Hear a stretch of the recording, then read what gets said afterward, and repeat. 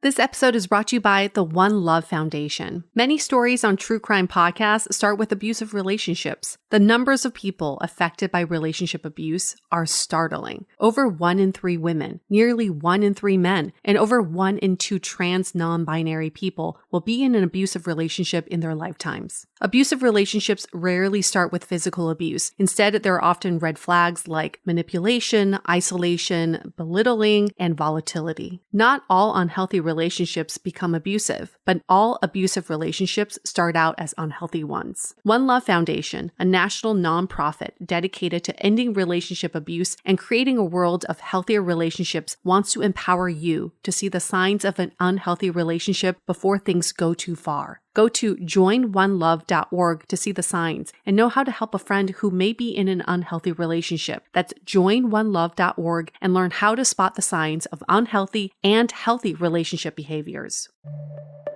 The Dateable podcast is an insider's look into modern dating that the Huffington Post calls one of the top 10 podcasts about love and sex. On each episode, we'll talk to real daters about everything from sex parties to sex droughts, date fails to diaper fetishes, and first moves to first loves. I'm your host, Yue Xu, former dating coach turned dating sociologist. You'll also hear from my co-host and producer, Julie Krafchick, as we explore this crazy dateable world.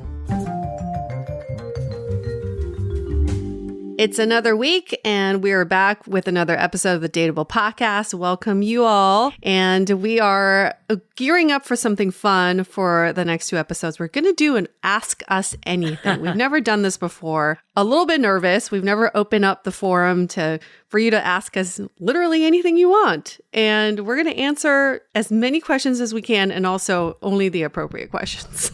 Yeah, we have a little fun change of pace for the next couple weeks until our season launches. So we're really excited. Valentine's Day is the day. It happens to be on the day. So 9 p.m. PST, we will be dropping season 16, episode 1. So make sure you're subscribed so you get it right away. And if you wake up on the 15th, East Coast time, it'll be there for you. Well, plug for our community. We're doing a public happy hour in the Love in the Time of Corona Facebook group on the 15th. So for anybody with a Valentine's Day hangover or just wants to forget about Valentine's Day altogether, yes, that's a day to join. You can just join our public group on Facebook called Love in the Time of Corona. It's actually a private group. We'll still have to let you in, but there is a public happy hour happening in the private group, if that makes any sense. Yeah, normally we do these in the Sounding Board, which is a paid group. So this will be open to all, free event. That's what you're trying to say with public-private. It's free. That's all you need to know.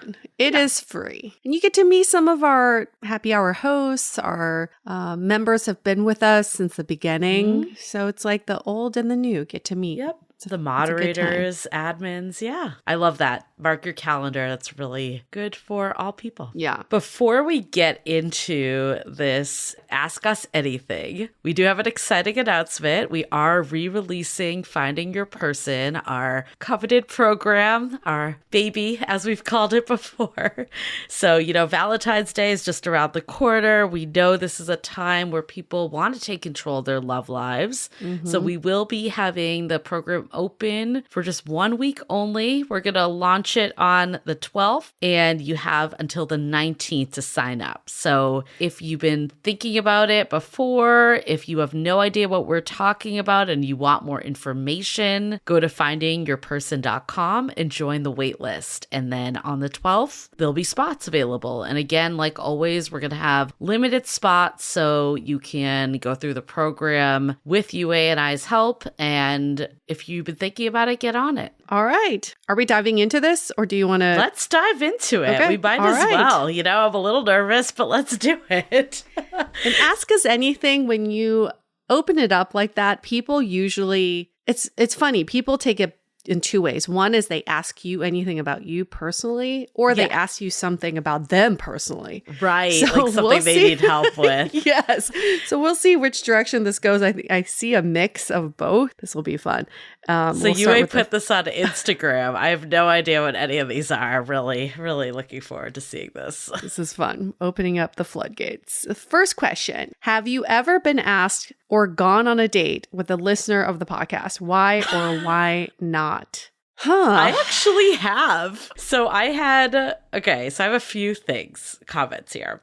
I had a few people reach out to me on Hinge. One that their only message to me was, "Hey, Julie, love the podcast." And then they never talked any further. So they clearly just wanted to say that. And then I did have a couple other people that I was talking to, and they acknowledged the podcast, but it was more like we were talking in a romantic context. For whatever reason, it's not because they were listeners of the podcast. It just wasn't a match, and I never met up with them. But I can think of a couple people offhand. That being said, I did go on a date once. And I should not have been on this date in the first place. It was right after I ended things with the guy from the UK, or he ended things with me because he had to leave the country. Better way to put it. I remember, I don't know if you remember this, UA, I said to you, I'm not wasting any time. I'm going to get back out there. I'm going to go on a date. So I booked a date for that week, which in retrospect was way too early. But anyways, I was on the date and the podcast came up and the guy got really weird about it. So in my mind, I was like, oh, I shouldn't have brought this up. It's one of those things, sometimes people could think oh, you're dating because you want material or you want to talk about them, whatever. Sometimes it does get a weird connotation when people don't really know what we do. So that's what I thought it was. But then I don't know how I saw this, but I saw his email, his name and email on our mailing list. Oh, no way. So I was like, that's weird. I'm like, that's strange because, maybe he just subscribed after meeting me. He just heard about it. But I actually could see when he first subscribed, and it was 2016. So that means he was there from early days. But when I brought it up, he didn't mention it. He just got really weird. But anyways, I ended up not outside of this, saying to him, I realized it was just way too early for me to start dating again, which was true because I broke into tears in the Uber, and it really had nothing to do with him in retrospect. Right. So we never dated because of just, I think the timing wasn't great, but also maybe it wasn't the right fit. And it was kind of funny that in retrospect, I think he did listen to this podcast, or at least knew about it before we went on a date. But he didn't let you know. He did not let me know. How interesting. So is he listening now? He could be. I do remember his name. I was I forget his name, but I do remember. If you know we're talking about you, can you just write in and tell us, why didn't you mention to Julie that you've been listening to Dateable? I just thought of something else, too. I don't know if you remember this. We were at this event once, you and I, and this girl came up to me, and she's we were talking to her, and she said, oh, you went on a date with my friend. And then she said his name, and I had no idea who she was talking about. So I either, this was I don't know. I still have no idea who it was. I don't know if she mixed me up with someone else, or my memory is just really bad, or I went on too many dates during that period that they all blended together. I don't know. I just thought of that. I wonder who it was. Well, we're going to get to the bottom of these mysteries. Wow, who knew that the first question would open up this can of worms? So I guess in short, I have had quite a few experiences with this. Yes, and the answer was never that I didn't want to date them because they listened to the podcast, though. So that was part of the question, right?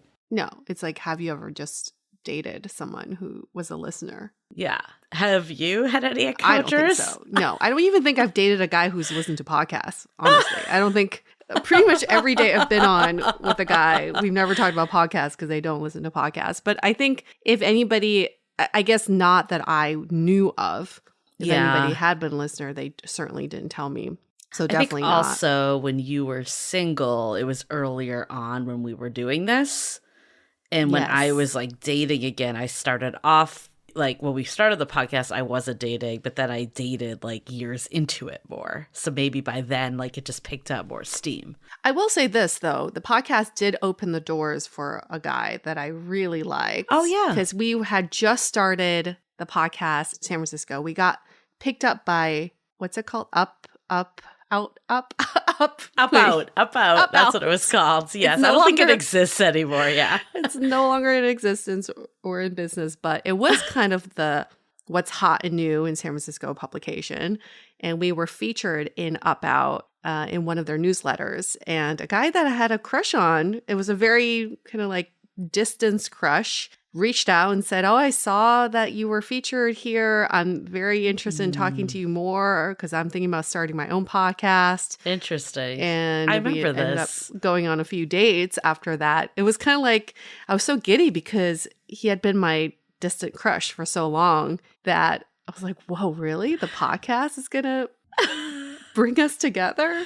It did. Totally it was very forgot about It was that. very short-lived, but I was like, thank you, podcast. Well, also now that you're saying it, I feel like your ex of like 2.5 years was kind of because of the podcast too. Like while we're on this tangent a little, because you opened up your filters dramatically to do this dating experiment. And wasn't some other guy too that you went out with? Someone that you remember you did that dating experiment Yes. that you asked like people like if they were down to hook up basically after we had a guest and we Yes. had this debate about does this work, especially for women. And was there someone else you like dated from that experiment too? Yes, but none of them were listeners. I dated That's them true. because That's true. of the podcast. A little different. I would say my ex probably never listened to even one episode of our show. And the other guy, I doubt it. I doubt that he even listened. But yeah, Okay. I have that So it podcast opened to thank. doors for you. It opened doors, right? Okay, second question. Should I go on dating apps or just wait until I meet someone in real life? Oh my God. Do not just wait around for someone. And I also feel like, why is this such an either or all the time? Right. Like, just do both, get on dating apps and be out in the world and open to new experiences, meeting new people. I feel like, though, this waiting game, I think for me, I waited too long. Like, I would just be passive in my dating life. I feel like the people that ended up dating were people that approached me or that pursued me, opposed to taking control of it. And why live that way? Like, it just feels like you're just like relinquishing all control to someone else or some magic moment. We have another project that's coming soon, very soon, within the next month. And we talked to a few people as part of that, and they're like, yeah, I just can't do dating apps. And then as a result, they met like 2 people a year, probably put way too much weight on these people because they're the only people they actually met. And I personally think like it's easy to get caught up in the story of how you meet, but ultimately what's important is the relationship, not the story. So if you're waiting for this magical moment, 1, you might just be waiting for a really long time, or 2, they might not actually be the right partner for you because you're giving way too much weight to this meeting experience. Totally. I mean, it's just like apps are such a privilege for us. No other generation has experienced dating through technology in this way. So if you have this privilege in front of you, why wouldn't you want to use it? It's almost the same as like, should I use Uber Eats or should I go to the grocery store all the time? Right. Do both because you have access to both and you probably have access to different inventory in both scenarios. Yeah. It's all about the energy you put out there. Once you start looking for people, you're like opening yourself up to the universe, then it almost makes you more desirable in real life too, because people get that open energy from you. But if you're in the waiting energy, like head down, just waiting for someone to fall into your lap, you're not going to get that on an app or in real life. So it's all about the change of energy and your vibe and not so much like the mode of how you find someone. That's not going to make a dent. Ooh. Yes, I agree with you so much. I feel like just this vibe of like, let me sit passively and wait who comes to me. Like, who wants to be part of that? Really? Never. It never works. It never works. No. Don't wait. Don't wait. Okay. Next question. What is this big announcement you all keep referring to? Speaking of things we can't talk about. I feel like we actually have multiple big announcements. I know. We've been kind of teasing it. It's so annoying to me now because we've been sitting with these secrets for months, almost a year for one of them. And it's like, it's breaking my heart and I'm totally annoyed that we can't talk about it because by the time we announce it, it's old fucking news for us. Okay, let's give like a few clues, maybe. We can say what's not happening. We're not pregnant. Okay. We've said that in a previous episode. We just want to say that again. We are not pregnant with each other's children. We're also not engaged. I feel like that would not be my engagement announcement if I was engaged. It would be like, I have a secret on our Dateable account. Yeah. One of my friends legit messaged me and asked if that was it and why I didn't tell her. And I'm like, that is not what would be there. I would defriend you so fast if you didn't tell me you were engaged and I heard it on your podcast. Yeah. So, okay, it's actually just not even a personal thing for either one of us. We could just put that out there. Right. I also say it's not a course. It's not something that we've done before. These are big things. Not that those aren't big things. These are kind of lifelong dream type of things. Yes. And also things that take time. Yes. Time. A lot of time. For it to happen. Also takes a team. Ooh, yes. A team behind it all. Okay, well, one of them is coming soon. We'll say that. One of them is coming in March. That's we will true. be able to announce it in March, very beginning of March. That's very soon. Very, very soon. The other one, we're not 100% sure when we can announce it, but we probably can start talking about it soon because all the, T's are crossed, I's dotted, all that stuff is good on that one. Yes. The only thing is for the second one, oh my gosh, this is so annoying for anybody listening. We're so elusive about this. For the second thing you're talking about, the only thing is I don't even want to talk about it yet until we have something, until we have a closer to a finished product, because I don't want to, I don't want to get too excited with the announcement, But the first thing is done deal. It's done. It's wrapped up in a bow, ready to be presented to the world. Okay. I hope that's enough clues. Either way, Yue and I have been hard at work. We now not only have a second job with this podcast, but we have 3 other jobs with these other projects. But I'd say both of them are, ways to help people, right? It's still in the dating realm. It's taking the information we've learned on Dateable and putting it to new uses. So it's all in the Dateable realm. Nothing super crazy outside of that. Yes. Okay. Okay. Well, before we get into our next Ask Me Anything, let's hold that thought for a quick message. This episode is brought to you by the One Love Foundation. The numbers of people affected by relationship abuse are startling. Abusive relationships rarely start with physical abuse. Instead, there are often red flags like manipulation, isolation, belittling, and volatility. Do you know the signs? One Love Foundation, a national nonprofit dedicated to ending relationship abuse, empowers you to see the signs of an unhealthy relationship before things go too far. Visit joinonelove.org and learn to spot the signs of unhealthy and healthy relationship behaviors. This episode is brought to you by Drizzly. Culture, society. On every street and around every bend lies a world positively overflowing with both. But sometimes we can all use a night in, removed from the endless spiral of chaos and absolute nonsense that waits outside our doors. And for those nights, there's Drizzly, the #1 app for alcohol delivery. With Drizzly, you can shop local stores and compare prices on the biggest selection of beer, wine, and spirits. Then get your favorite drinks delivered to your door in under 60 minutes, all from the comfort of your couch. Because society is great, but it doesn't have your couch, and it's windy out. And you forgot your jacket. And oh my God, look at that line to that place. Are you serious? So download the Drizzly app or go to drizzly.com. That's DRIZLY.com today. Next question. Tips on dating without losing yourself, slipping into old patterns and bad habits. You're going to, though. One. You're going to. We're all going to. I'm still doing it in a relationship.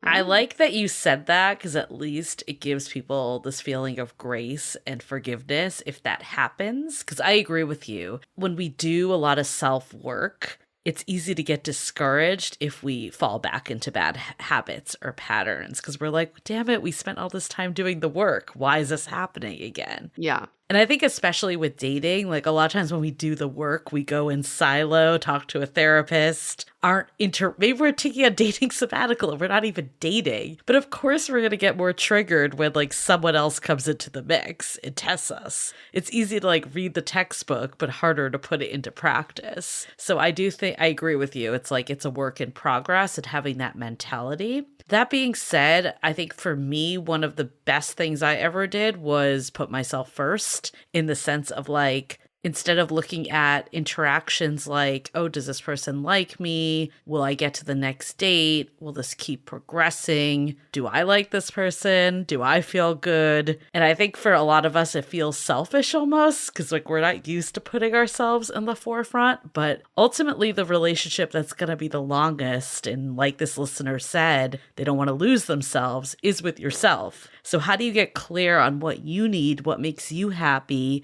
what works for you? And then everything can just be an assessment of, okay, does this feel good? Is this in alignment with what I want? Is this additive in my life? I think that's a great way to not lose yourself in the process. There's a new term I saw that came out called guardrailing, and it's just making sure you set the right boundaries so that you don't lose yourself and revert back to bad dating behavior or thoughts. And I think it's the same with this listener's question. It's you have to forgive yourself to know that you're going to do it, but also recognizing when you do it. That's like the biggest step, I think. Yeah. It's recognizing, okay, I'm losing myself here. I'm not setting the right boundaries. I'm reverting back to something I used to do, or I'm letting someone get away with some of this bad behavior. And if you can guardrail yourself and say, I'm going to do something about it, or you end up saying, I'm not going to do something about it. That's on you. You take responsibility for that. So oftentimes the daters we speak to